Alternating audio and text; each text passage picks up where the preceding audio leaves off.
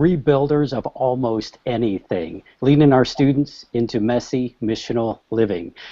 There's just four of us on this conversation who all love Jesus and are working to really inspire the students that we work with to pursue loving Him and loving this world to Him. So we're going to take just about 20 seconds each and introduce ourselves.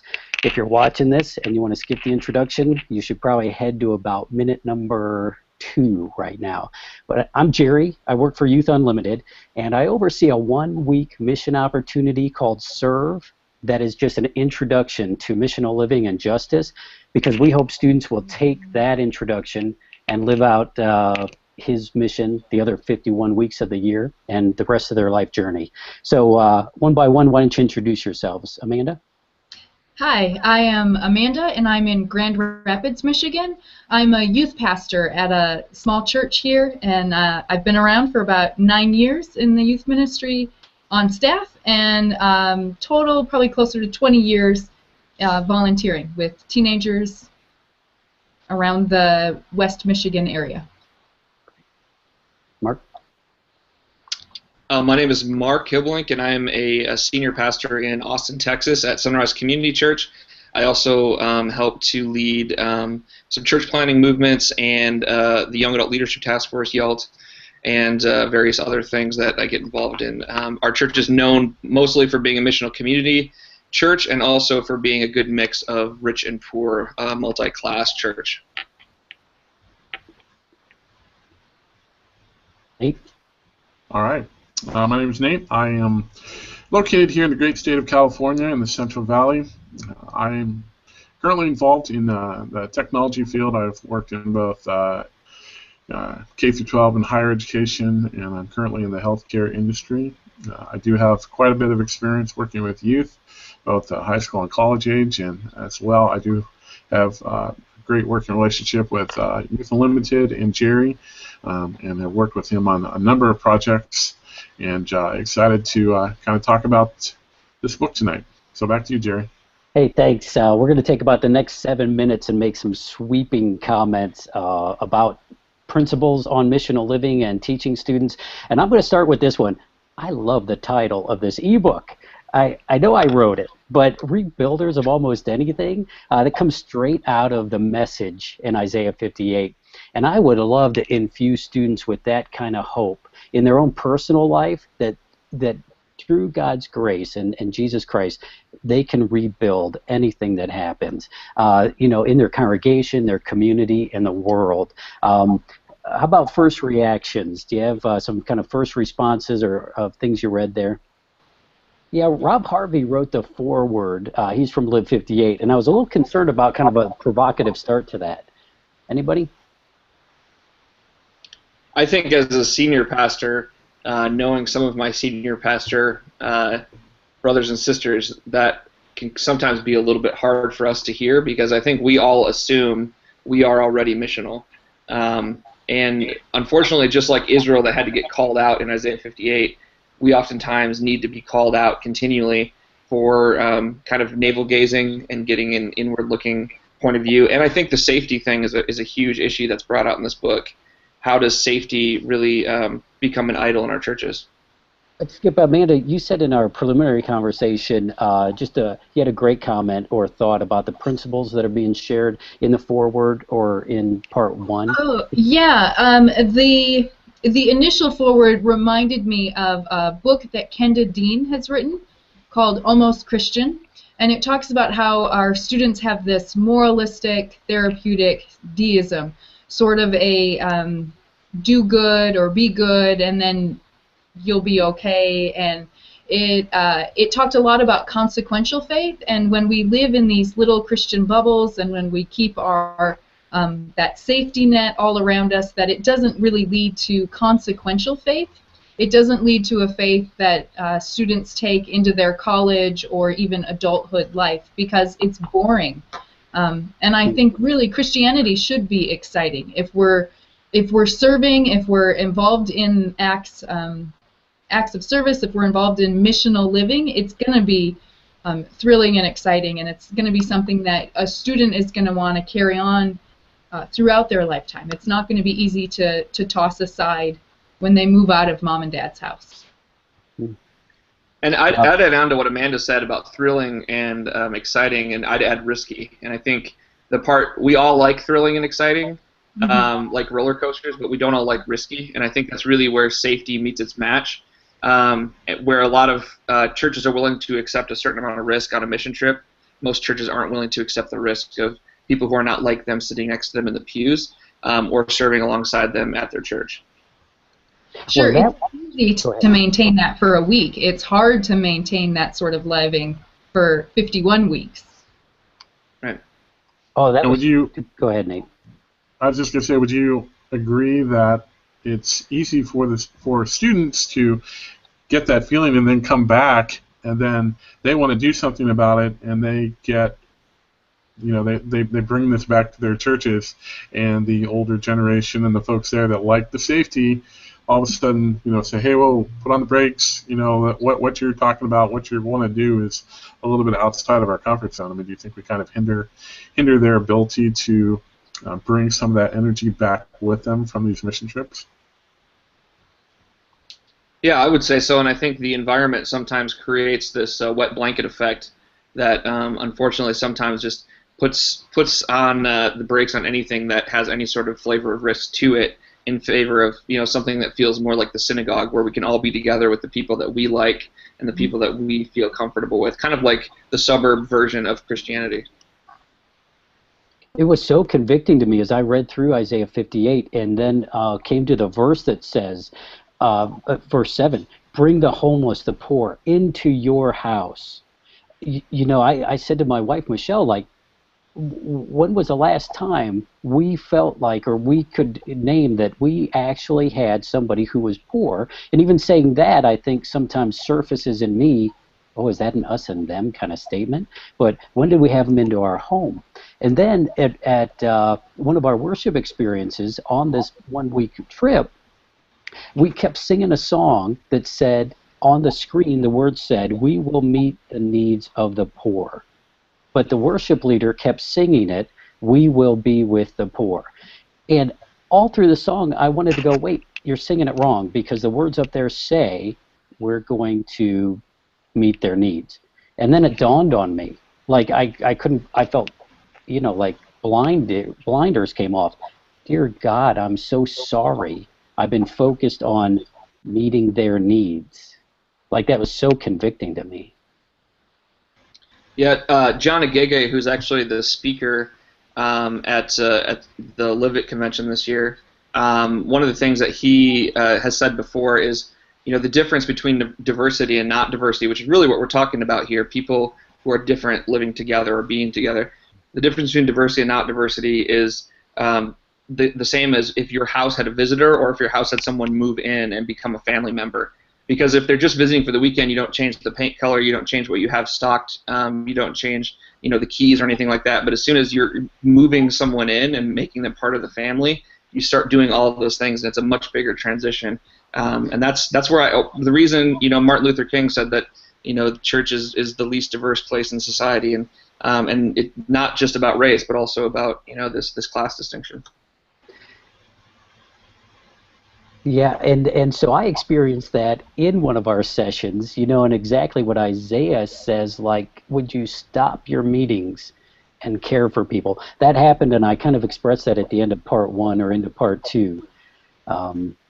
What'd you think when you read that?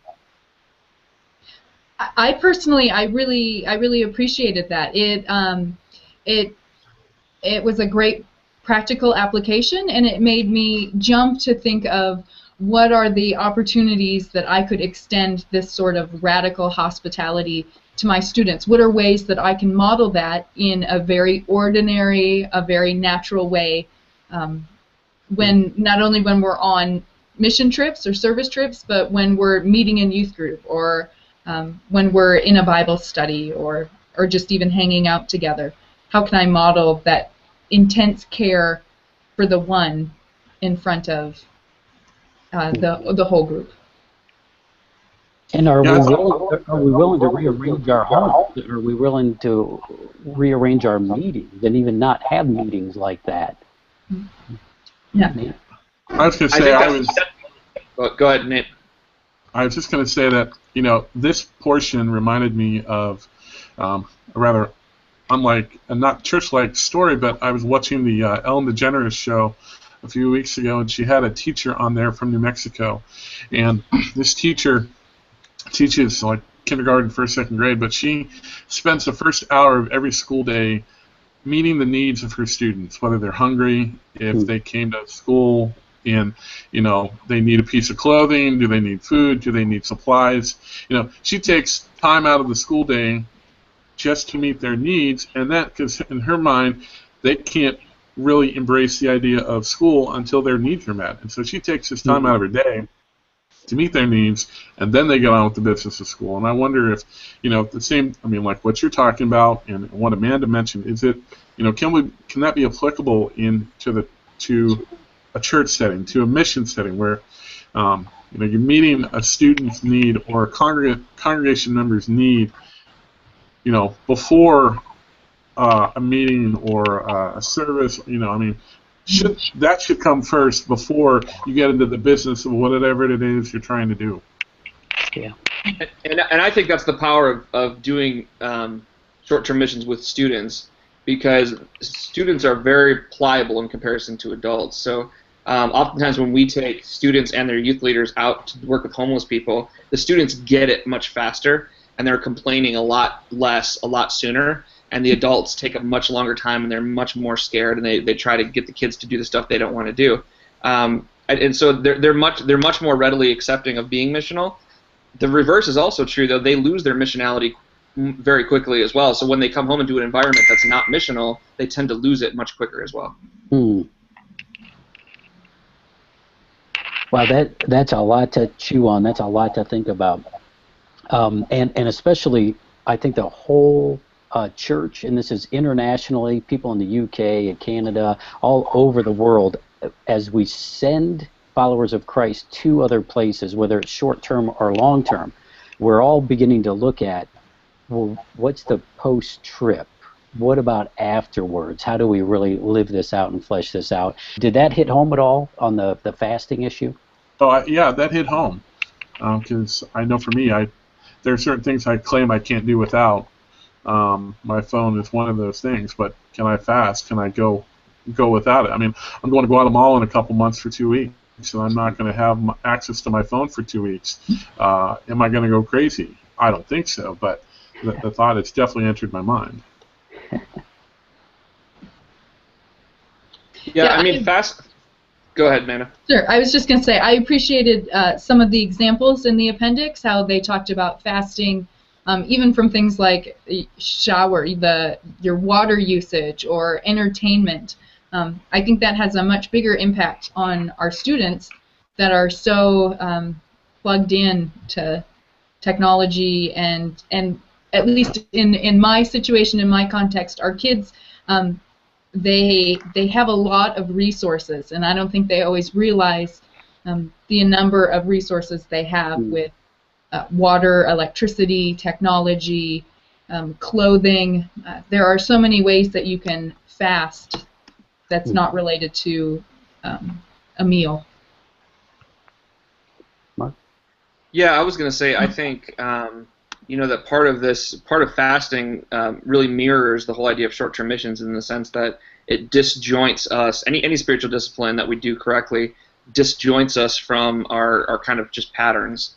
And that same thing that short-term missions does to a kid in their yearly calendar, kind of takes them outside their comfort zone and forces reliance on God, is the same thing as what a discipline does. So in some ways, the little disciplines that we do are they're like little mini short-term mission trips that we all take, because they disjoin us, they force us to look back to God, and then we're asked again, what do you do post-trip? What do you do post-discipline to actually take this and make it matter to next time, so you don't just keep doing disciplines one after the other and never learn anything.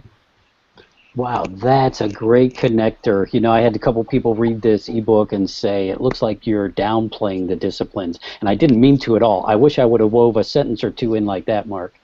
Nice. There's a great resource I've come across called Growing Leaders. You can see them at growingleaders.com. And they talk about this generation being an epic generation. They're experiential. They want to learn while they're doing. They're also participatory. And so they want to have influence on the outcomes that are happening.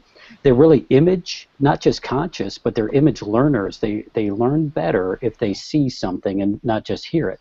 And then they're connected. And we know that relationally and in technology, they're very connected.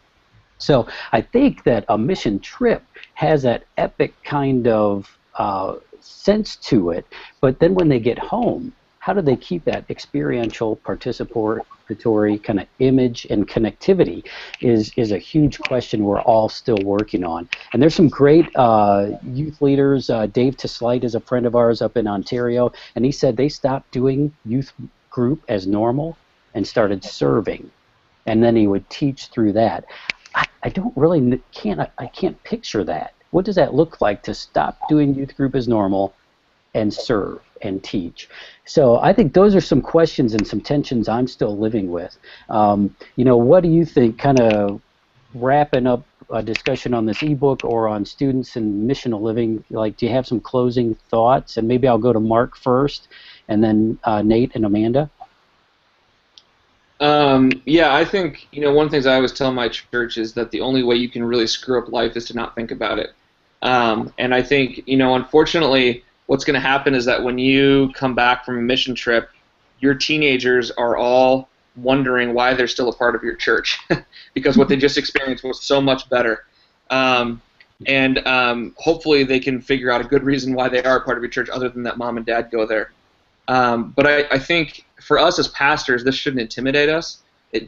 We want it to. When we first read this, we might not even get past page number 2 or 3. Because we feel intimidated when people ask why they're a part of our church. We should be leading this conversation with our people. They should know exactly why they're a part of our church, why they're a part of God's church, what they're on this earth to do. Because it's not to go to church on Sunday and to live a little bit better than you would have if you didn't. And so I think these questions are questions that your teenagers are already going to be asking. So you might as well do yourself a favor and ask them yourselves as adults, and then have that conversation. And hopefully, it moves all of you to a better place. Yeah, that's similar to what I was thinking about. My biggest, one of the 2 words that I wrote down was active participation. So what does active participation in God's kingdom look like? I mean, for students going on a mission trip, they're seeing that day in and day out for 7, 10 days, however long they're gone, and then they come back and they're, like Mark said, they come back to their church and nothing is happening. The worship is different. The activity level, the serving is maybe non-existent. So how do they then generate active participation? How does a youth minister or a head pastor generate active participation? I think what this ebook does is it really starts asking those questions, and it is going to be a little provocative, especially if you're a church leader where you don't have a ton of active participation, you don't have a ton of service going on, and you read something like this, and then you turn and look, and it's different. And so, if nothing else, that's what I get out of this. Well, that's what I got out of this ebook is what am I personally, and what is the church that I belong to doing in terms of active participation in God's kingdom. Yeah, and my thoughts were very similar in that, our kids our teenagers are getting this experience, and they're getting firsthand knowledge, and but then you come back, and how do you articulate that in a way that inspires and encourages the rest of the congregation to join in that missional living? What the ebook did for me is it helped me think more about the transition between the so what and the what now. It's a long transition, and it can be a really messy transition. But I think it's important enough for us to stick with it and to be intentional about it, however often and however long we need to be intentional.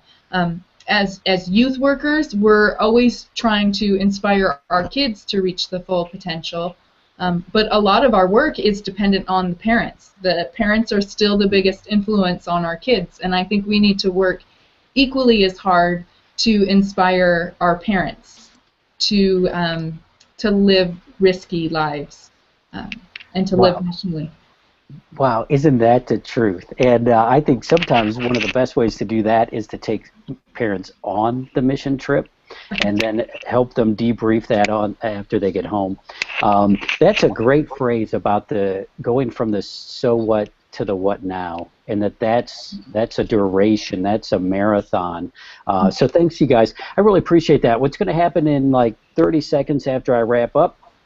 Nate's going to stop recording, and we're going to take this conversation offline then. And I hope if you're viewing this that you'll be able to put some comments in the comment bar, that you'll maybe email me at jerry@youthunlimited.org. That's on the ebook.